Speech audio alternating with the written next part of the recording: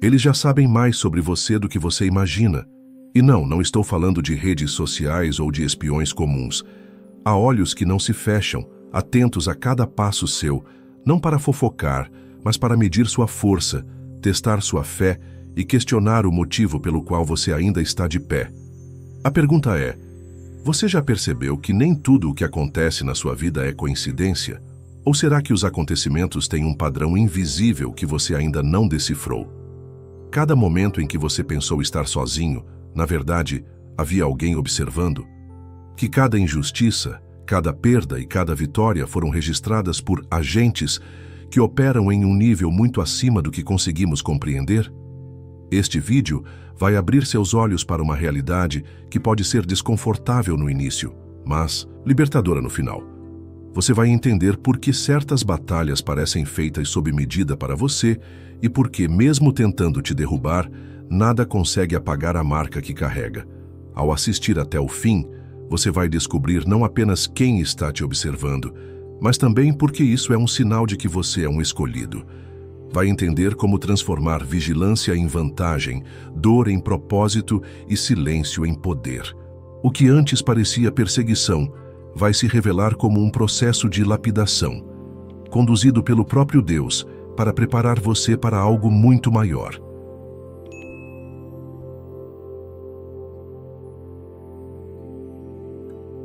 No começo, tudo parecia apenas coincidência. Olhares rápidos, comentários sutis, pequenas interferências. Mas, na verdade, havia um monitoramento constante, como se cada passo fosse registrado em um livro invisível. Os chamados agentes de alto nível não se importavam com seu sorriso ou aparência. Eles queriam entender o que sustentava sua força quando tudo à volta tentava quebrá-la. O que encontraram foi algo raro.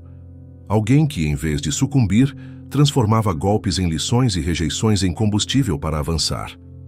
Eles esperavam encontrar fragilidade, submissão, desânimo. Ao invés disso, presenciaram uma postura estratégica e espiritualmente inabalável, como se cada ferida se tornasse uma marca de experiência. Isso não é algo que se ensina em livros comuns, é algo moldado na prática, na dor e na fé. Como Davi diante de Golias, a força não vinha da armadura, mas da confiança no propósito que Deus havia estabelecido. Não havia espaço para autopiedade, apenas para aprendizado e adaptação. Cada traição deixava uma semente de discernimento. Não se tratava de desconfiar de todos, mas de enxergar com mais clareza o cenário à volta. Era como se o escolhido tivesse desenvolvido uma visão periférica espiritual, capaz de identificar intenções antes mesmo que se manifestassem. Isso é um dom raro, e quem o possui não apenas sobrevive, mas se fortalece a cada tentativa de ataque. E aqui está o detalhe. Os que observavam começaram a perceber que não estavam diante de uma presa, mas de um enigma vivo. Quando os observadores perceberam que apenas olhar de longe não era suficiente para compreender a essência daquela força, passaram a se aproximar. Queriam sentir de perto, talvez encontrar brechas. Porém, quanto mais chegavam, mais eram confrontados com algo que não podiam explicar com lógica ou sistemas. Era como tentar analisar o vento. Você sente, mas não pode aprisioná-lo. Essa presença impossível de ignorar os deixava sem estratégias claras para agir. A resistência silenciosa do escolhido criava um desconforto profundo, como se a própria existência dele fosse um lembrete de que não é possível controlar tudo. Isso mexia com o ego e desafiava métodos testados e comprovados de vigilância. Afinal, como conter alguém cuja força não está nas mãos, mas no espírito? Nesse ponto, ficou claro que o verdadeiro poder não estava no barulho, mas na firmeza invisível que ele carregava consigo. E foi exatamente essa percepção que levou à próxima revelação. Entender que a ameaça não estava no volume da voz ou na quantidade de aliados, mas na capacidade de enxergar o que ninguém mais via. Diferente do que muitos pensam, não foi a ousadia ou o confronto direto que o colocou na lista de atenção máxima. Foi algo muito mais sutil e, por isso mesmo, mais perigoso para quem deseja controle. Enquanto todos seguiam padrões previsíveis, ele se movia fora da lógica comum. Era como se tivesse um mapa invisível. revelado pela própria fé, que mostrava atalhos e perigos antes de serem visíveis aos outros. O que realmente assustava era sua habilidade de detectar padrões ocultos no caos. Onde a maioria via confusão, ele via estrutura. Onde os outros reagiam de forma automática, ele pausava, analisava e desmontava o jogo. É como no xadrez. Não é o peão que se destaca por ser rápido, mas aquele que consegue enxergar 3 jogadas à frente. E no campo espiritual, essa percepção é ainda mais poderosa, pois não depende apenas de lógica, mas de revelação. As mentiras mais elaboradas, as estratégias mais disfarçadas, tudo acabava sendo exposto diante de seu olhar atento. Isso não era fruto de paranoia, mas de uma sensibilidade treinada pelas batalhas anteriores. Ele já havia visto esse filme antes e sabia como terminava. Por isso, não reagia com explosões emocionais, mas com movimentos calculados. Como um general que conhece cada armadilha, cada falso atalho e escolhe o momento certo para avançar. Para os que o observavam, isso era inquietante. Afinal, como manipular alguém que não cai em armadilhas? Como controlar quem já prevê a próxima jogada? Não havia scripts para esse tipo de pessoa. Ele desmontava narrativas antes mesmo que fossem contadas, desafiando toda a estrutura criada para manter o controle sobre as mentes e corações. E o mais curioso, fazia isso sem precisar provar nada para ninguém. A ironia é que quanto mais tentavam classificá-lo, mais ele escapava das definições comuns. Não era o rebelde barulhento, nem o submisso previsível. Sua postura quebrava as regras do jogo invisível que se jogava à sua volta. E para sistemas que dependem de previsibilidade, isso é como uma rachadura no alicerce. Cedo ou tarde, tudo desmorona. Mas essa postura estratégica e silenciosa não era fruto de orgulho. Era resultado de uma escolha consciente de permanecer alinhado a algo muito maior que si mesmo. E isso, inevitavelmente, os levaria a perceber que sua maior força estava no que não podiam ver nem medir. Às vezes, o mais perigoso não é quem grita, mas quem permanece em silêncio enquanto todos se exaltam. Essa era a essência do escolhido. Não buscava holofotes, nem precisava de plateia para agir. Seu impacto vinha da clareza com que enxergava as coisas e da serenidade que carregava, mesmo em meio a tempestades. Esse tipo de postura desarma inimigos, pois eles não sabem como atacar o que não reage da forma esperada. Não era ausência de coragem, mas presença de sabedoria. Enquanto muitos confundem poder com barulho, ele entendia que um movimento preciso vale mais do que 1000 discursos inflamados. Era como um leão na savana. Não precisa rugir para ser respeitado, basta estar ali, consciente de sua força. Essa ameaça invisível era, para quem o observava, um quebra-cabeça que não se completava. O silêncio dele não era vazio, era carregado de significado. Um silêncio que, como o de Jesus diante de Pilatos, comunicava mais do que qualquer defesa. Esse autocontrole se tornava um espelho desconfortável para quem vivia de manipulação e intimidação. Não havia como seduzi-lo com promessas, nem intimidá-lo com ameaças. Ele já havia aprendido que quem conhece seu valor não negocia sua paz. Ao perceberem isso, os que observavam começaram a sentir algo incomum: insegurança. Não porque ele representasse violência ou rebeldia, mas porque sua presença desmontava a lógica do controle. Era como tentar segurar água com as mãos. Quanto mais força se fazia, mais ela escapava. E essa fuga não vinha de correria, mas de impenetrabilidade. Essa postura deixava claro que o jogo não era apenas físico ou mental, mas profundamente espiritual. Ele não precisava provar força física, pois sua real influência acontecia nos bastidores da mente e do coração. E esse território, quando guardado por Deus, se torna inalcançável para qualquer tentativa de invasão. E foi essa barreira invisível, impossível de decifrar, que fez com que o foco deles passasse a ser entender por que seus sistemas falhavam diante de alguém que parecia inofensivo.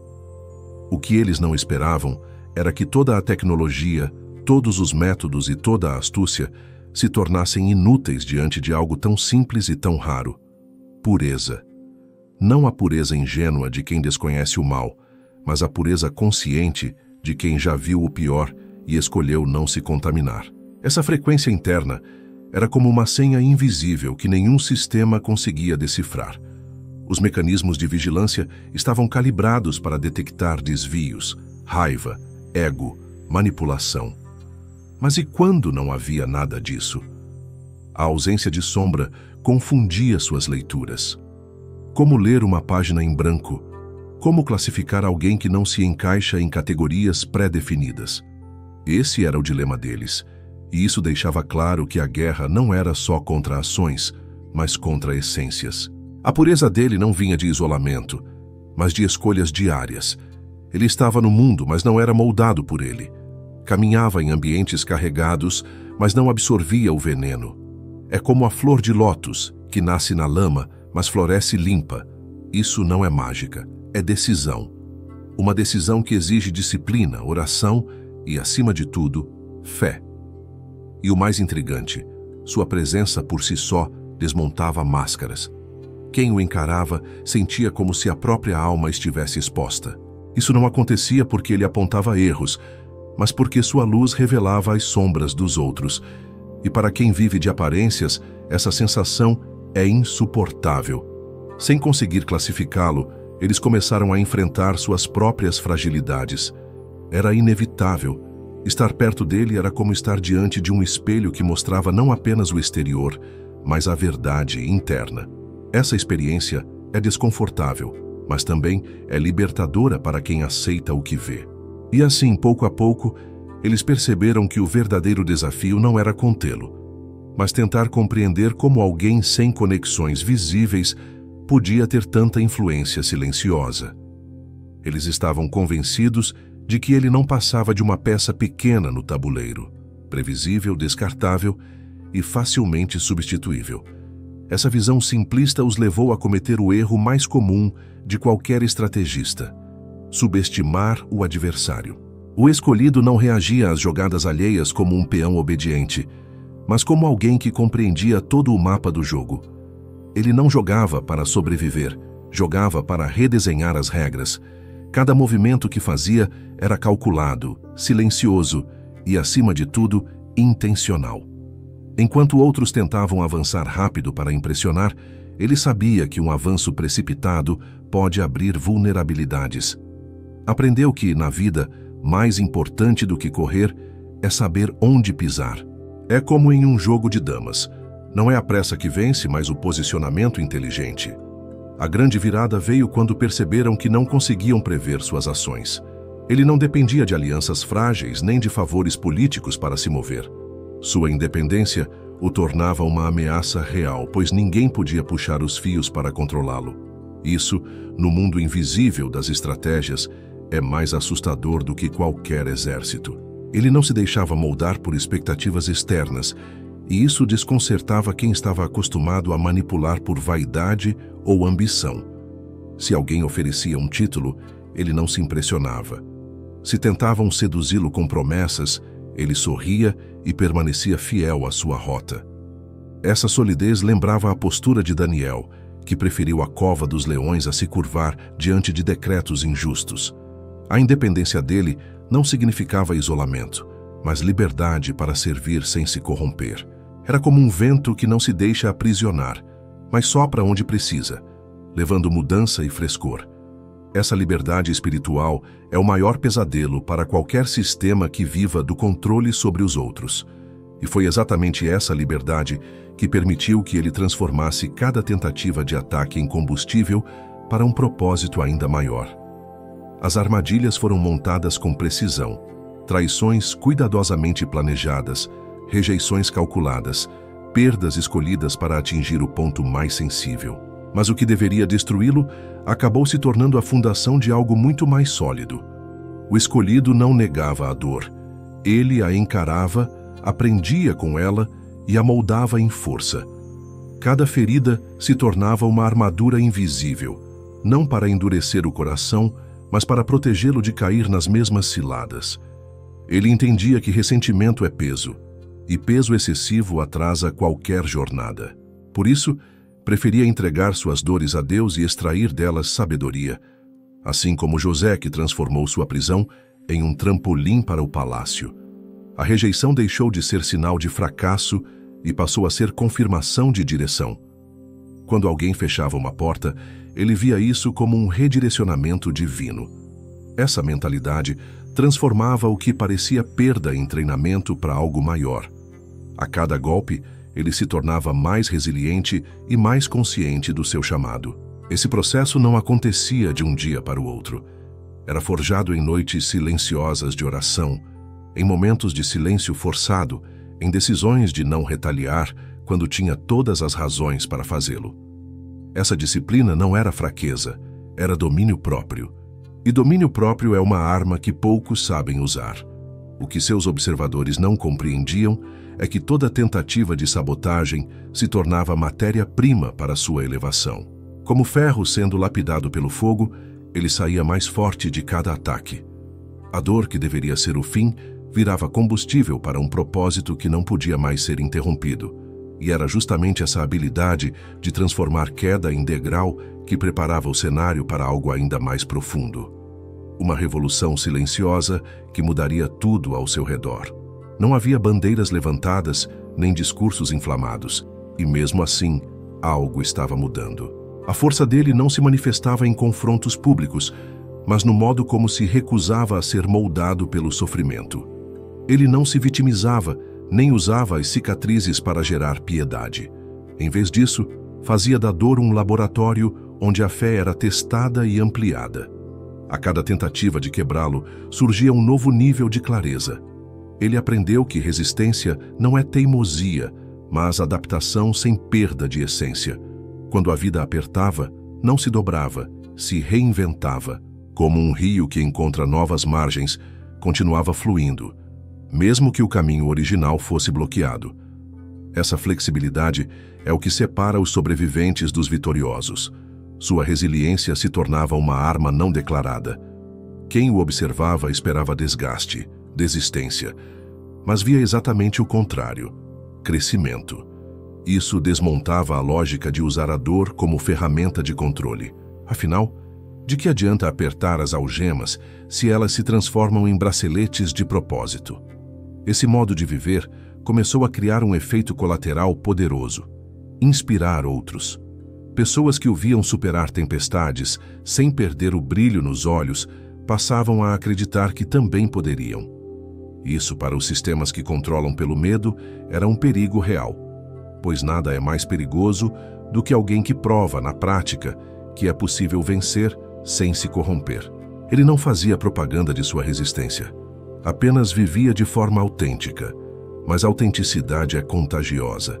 Sem perceber, estava criando uma revolução silenciosa, uma mudança de mentalidade que não dependia de líderes carismáticos, nem de movimentos organizados, mas de exemplos vivos. E quando essa influência começou a mexer nas engrenagens escondidas, ficou claro que até as salas mais blindadas de estratégia não seriam mais as mesmas. A mudança começou sutil, quase imperceptível. Sem entrar em reuniões, sem enviar relatórios, sua presença já alterava o rumo das decisões. Pessoas-chave começavam a hesitar antes de executar certos planos, como se pressentissem que ele já sabia. E de fato sabia, não por espionagem, mas por uma percepção que vinha de um lugar que eles não entendiam. Era como se recebesse atualizações em tempo real, mas de um canal invisível. Essa intuição não se baseava em suposições, e sim em revelações. Quem já experimentou isso sabe que é como ter um mapa que ninguém mais enxerga, mostrando os pontos de perigo antes que se chegue até eles. Essa habilidade desconcertava qualquer plano pré-estabelecido. Enquanto outros buscavam informação freneticamente, ele simplesmente permanecia atento, conectando-se a algo maior que qualquer rede de dados. Sua fé funcionava como uma antena que captava o que não podia ser rastreado. Isso deixava claro que não se tratava de inteligência humana, mas de um alinhamento espiritual que ultrapassava todos os protocolos. Essa capacidade o tornava uma presença inevitável, mesmo sem estar fisicamente nas discussões. Pessoas que nunca haviam falado com ele diretamente passavam a questionar métodos e a reconsiderar ordens. Era como se a consciência coletiva começasse a mudar de tom por causa da frequência que ele carregava. Os estrategistas perceberam que não era possível neutralizar algo assim com métodos tradicionais. Não se pode silenciar o que não fala alto, nem bloquear o que se move, sem depender de canais visíveis. Essa era uma ameaça diferente, uma influência que agia por atmosfera, não por imposição. E diante dessa impossibilidade de controle, restava a eles tentar descobrir de onde vinha essa sabedoria tão inacessível. Por mais que tentassem mapear sua mente, tudo levava a becos sem saída. Não havia livros registrados, treinamentos formais ou mentores visíveis que explicassem aquela clareza. O que ele sabia não vinha de fontes comuns, vinha de um lugar que os algoritmos não alcançam e que os arquivos não registram. Era conhecimento revelado, não aprendido. Esse tipo de sabedoria é como o vento, sente-se o efeito, mas não se vê a origem. Eles buscavam padrões, mas só encontravam anomalias. Queriam traçar a linha de onde vinha cada decisão, mas ela desaparecia como pegadas na areia, atingidas pela maré. Isso os irritava, pois estavam acostumados a controlar tudo o que podiam medir. Ele não dependia de informações públicas ou relatórios estratégicos. Suas decisões pareciam guiadas por algo muito mais profundo, como se tivesse acesso a um banco de dados divino. Essa conexão com Deus lhe dava acesso a respostas antes mesmo que as perguntas fossem feitas. E quando alguém opera nessa frequência, não há sistema de rastreamento que funcione. Esse tipo de imprevisibilidade era o que mais inquietava seus observadores. Eles podiam calcular as ações de qualquer pessoa, menos as dele. A cada movimento inesperado, ficava claro que não se tratava apenas de inteligência, mas de um alinhamento espiritual que anulava armadilhas antes que fossem armadas. Para quem vive de controle, lidar com alguém assim é como tentar capturar luz com as mãos. A cada tentativa, ela simplesmente escapa e ilumina outro lugar. Essa liberdade mental e espiritual era seu maior escudo e, ao mesmo tempo, sua maior arma. E no momento em que perceberam que não poderiam decifrá-lo à distância, entenderam que precisariam encarar sua presença frente a frente. Depois de anos de vigilância frustrada, chegou o momento que eles tentavam adiar. Não havia mais dúvidas, não havia mais análises a fazer. A única forma de entender o escolhido seria encontrá-lo. Mas não como se encontra um inimigo para interrogatório, e sim como alguém que precisa, mesmo contra a vontade, reconhecer a autoridade. Eles chegaram com cautela, esperando encontrar resistência ou orgulho. No entanto, foram recebidos com a mesma serenidade que ele demonstrava diante de qualquer situação. Não havia arrogância, apenas a firmeza tranquila de quem sabe que seu valor não depende de aprovação humana.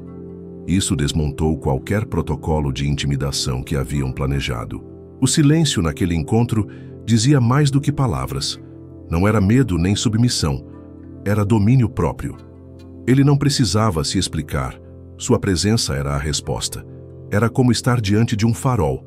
Não se questiona a luz, apenas se reconhece que ela guia.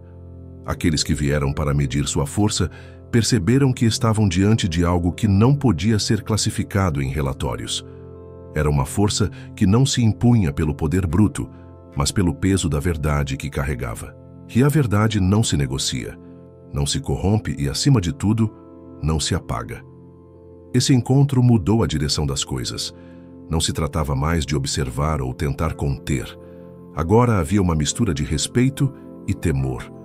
Não porque ele buscasse ser temido, mas porque carregava uma autoridade silenciosa que não pode ser fabricada. E foi assim que, do que começou como vigilância, nasceu a convicção de que a missão dele não era ser observado, mas ser seguido. O peso da jornada finalmente encontrou seu sentido. Tudo o que havia sido observado, medido e testado não era para expor fragilidades, mas para confirmar que ele estava pronto. Não foi escolhido por acaso, foi forjado. E agora, a missão não era mais sobreviver sob os olhos vigilantes, mas se levantar e tornar-se referência para outros que vivem a mesma batalha silenciosa.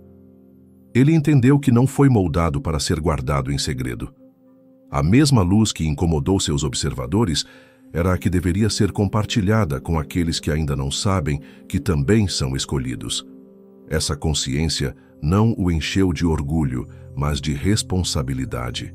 Não se tratava mais de ser visto, e sim de ser farol.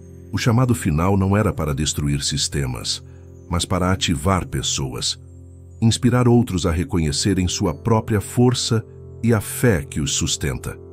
É como acender uma vela em um quarto escuro. Uma única chama pode despertar muitas outras, até que a escuridão seja dissipada. Ele sabia que cada palavra, cada gesto e até mesmo seu silêncio agora tinham peso. Essa transição não aconteceria com anúncios ou celebrações públicas. O movimento seria orgânico, silencioso, mas profundo. Aqueles que se identificassem com sua frequência se aproximariam naturalmente, como rios que fluem para o mar. E quando essas conexões acontecessem, o impacto seria irreversível. Ele não nasceu para viver à sombra do que o mundo permitia, mas para carregar um chamado que não depende de permissão humana. Quando Deus confirma, não há força contrária que impeça.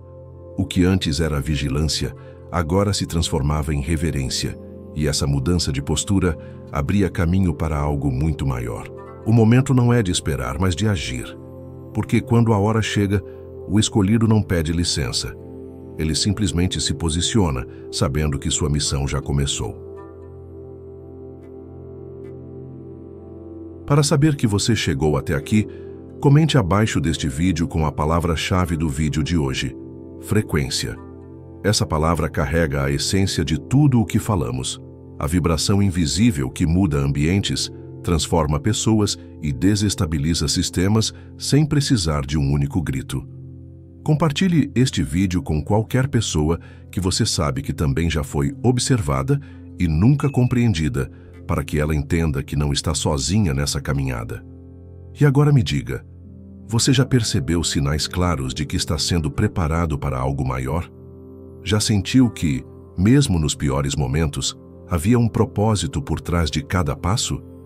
Deixe seu relato nos comentários e vamos criar uma rede de conexão entre os que carregam essa marca. Clique no vídeo que aparece na sua tela agora e descubra como se conhecer ainda mais profundamente para viver com consciência o papel que nasceu para cumprir.